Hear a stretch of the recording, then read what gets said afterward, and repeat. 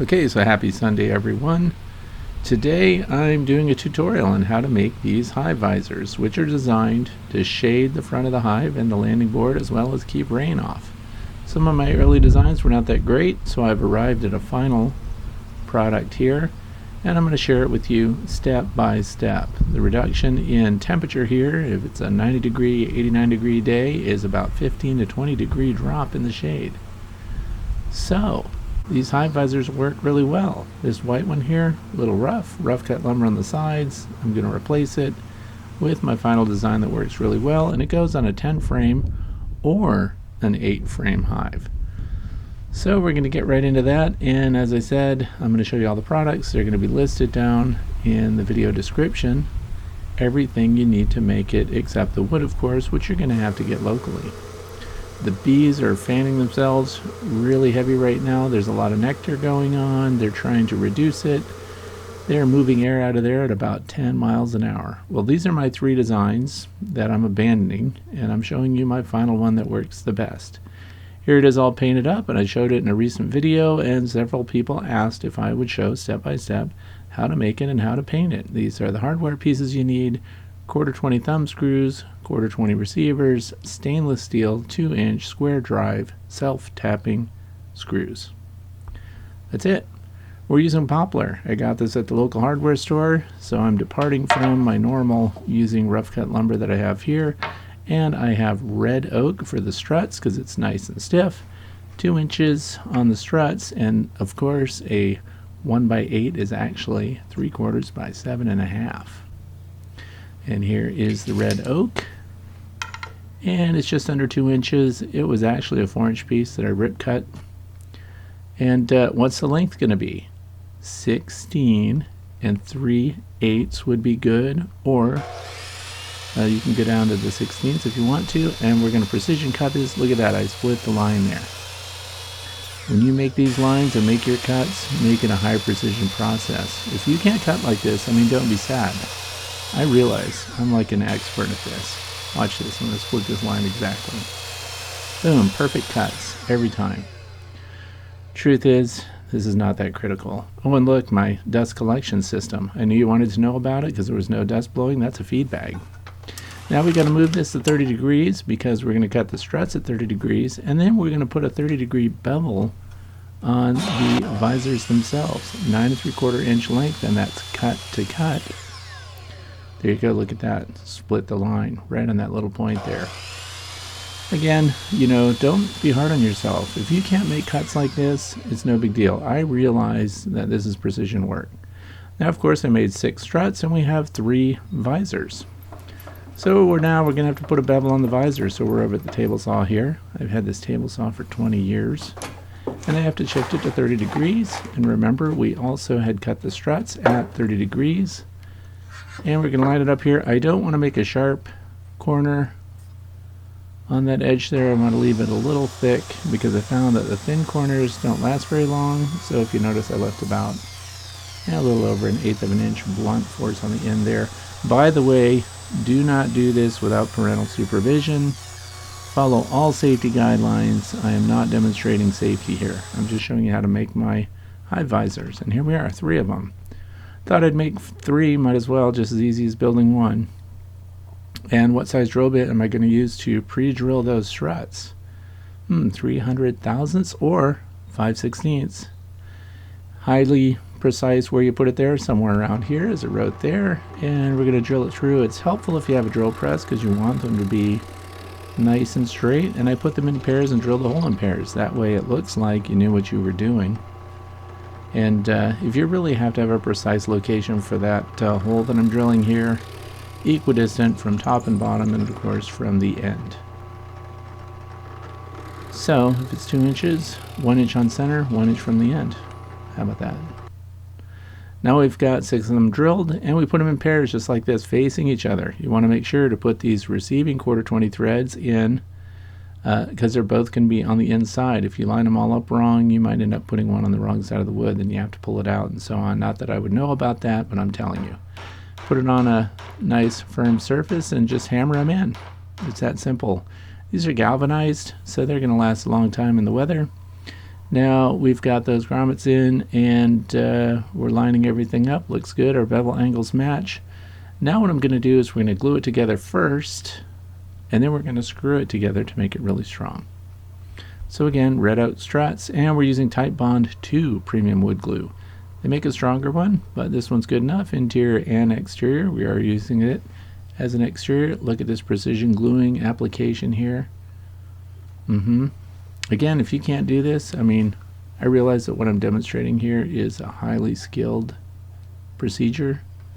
And if you're sad about it, just wait for the rain and go outside and take a selfie and, you know, work it out and then come back in and try again. Now I slide it back and forth to get the air out. It creates a nice suction there. It'll hold them in place.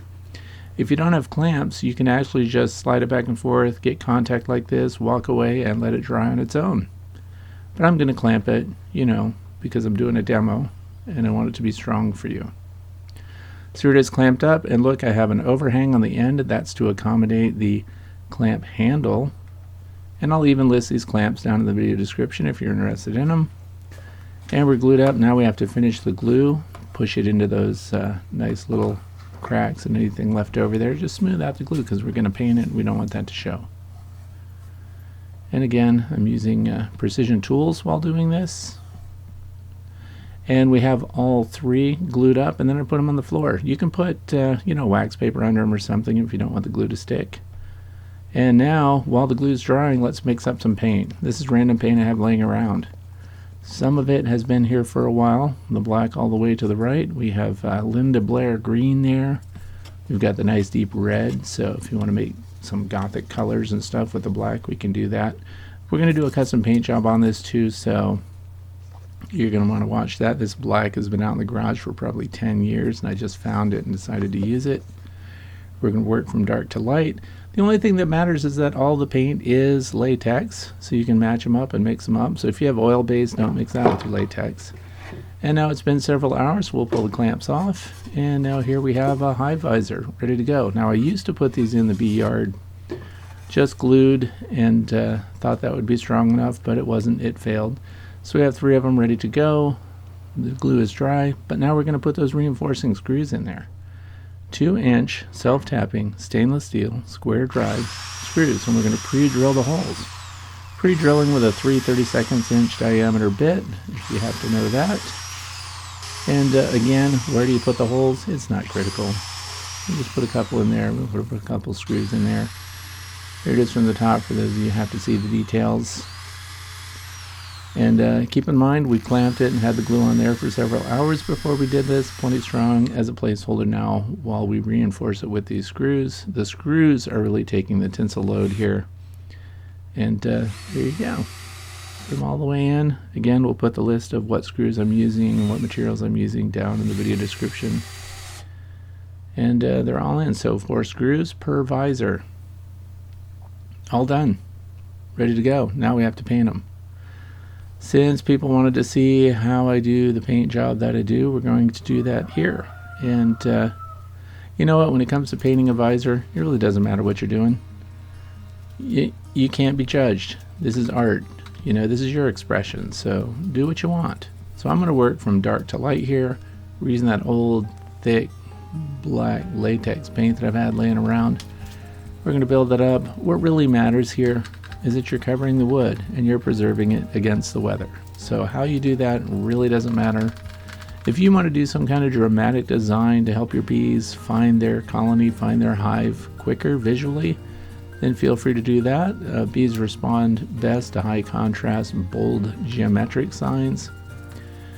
And we're just going to build some red in here, going to fluff it up, work it in, and of course I'm just following no guidelines whatsoever. I ran out of yellow, wish I had some of that. And in the previous ones, of course, they've been green or white. You can paint dark colors if you're trying to cause the snow to melt off in winter. You can have pure white if you just want to reflect the heat in summertime if you live in a hot region. And I'm just slinging paint with no particular concept in mind. Notice that I'm left-handed because it is only left-handed people who are in their right mind. And let's just smooth it out. Yep, so I'm taking the cloth here and I'm pulling paint off. So I put it on real thick. We're going to thin it down and we're going to brush work it all in here and create subtle undertones with the red and the black. And then we're going to come in with a lighter color right after that. What you're watching here is happening at 400% or 4 times normal speed. So even with a lot of coffee in me, I don't paint like this. And here comes the green. Just have fun with it. Put the paint on any way you like. I mean, again, you can't go wrong. This is just, it's paint. If you've got kids and you want to turn them loose on these visors and they can paint anything they want, they can do smiley faces. It really doesn't matter. You know, you're just putting out something in the bee yard that is functional, but it's also an opportunity to express yourself artistically. You want to glue stickers on it, go ahead. And we're just going to keep adding the green here. Again, what I've called my Linda Blair green. Put some dabs on here. You can't go wrong. I mean, just keep putting stuff on here. And people are gonna say, "Hey, what kind of plants are those right there?" Well, I don't know. It's just you're contrasting colors so the bees can find their hives. Here it is, all done. Added a little white there, mess it up. So we have completely messed up visors here. You want to face a judgment? You want people to look at that and ask you what you were doing and what that's about? No, so you just paint the whole thing green. So we just came back and did it all with thin layers of green and wiped it out. So now we're going to have to put these in the bee yard. Now here's the thing. I built these for 10 frame Langstroth hives. And we have the 1/4 thumb screws here. But these will also fit on 8 frames, and I'm going to show you how. So let's test fit it. Here's a 10 frame medium super that I just have sitting around in the shop there. And look, that's what it looks like. So there is a little clearance on the sides, and we use the screws to hold it on there. And it's good to go. But now what happens when it's an 8 frame? So here's an 8 frame box. Look at all the space. Do we have to build another visor for that? No, we can just take some 1-inch wooden shims and take up that space. Now before I cut the little shim pieces, I drill in a little bit, and that's just so that these things will hang on the 1/4 threaded screws and not slide out or fall out when you're trying to put them on the hive. So they just serve as a placeholder so it won't slip out once you put it on. And of course these will face the screws. Get it over here to the cutoff saw, cut them all. It's easier of course to drill them first rather than trying to drill these little segments, and we make a bunch of them, and then I'm going to demo how to attach it. So here we go. Look at that. Doesn't matter. They're a little over 1 inch thick each. And then start the thread through here a little bit, and then put your little block on there. Put that against one side, then the other side, and there you have it. So these blocks also serve not to damage the wood. So if you've got a fancy beehive, use these shims. They won't let the screws dig in, and you can make your hive visor wider even for the 10 frames if you want to put a shim in there. And they hold the position great. Here goes one of my hens walking by. And here we are at the beehives. This is the Flow Hive 2, 7 frame, 10 frame Langstroth size. And these bees really benefit from number 1, being in the shade, number 2, having the rain not fall all over the landing board and get it wet. But I have a white early version of my Hive-Visor here, and we're going to swap that right out and put this new fancy green one in. So just to show you how easy it is, it's all manual, you know, just thumb screws. Take them off, put it on. Now here's the thing too, because it's adjustable like that, you can move it down lower to the landing board, you can raise it higher if you want. You just walk out there and make adjustments anytime you'd like to. Now if you want to make sure that it's level, just look at the joints on the corners of the box and line this up with either side there. There you go.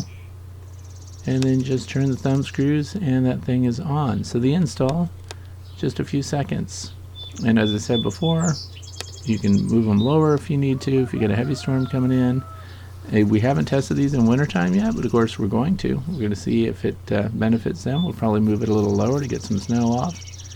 Again, here's another hive that we have the white early version on, although I do like this one. I'm going to swap it out. My final version is better, and darker green of course won't catch the eye. A white visor like that you can see clear across a field. So if you have your beehive somewhere where you don't want people to spot them and steal your hives or steal your bees, you could camouflage the whole thing, you know, paint them darker colors, darker greens. And here you go, very easy installation, and we're done. How easy is that? So the Hive-Visor to the left and the right here are identical.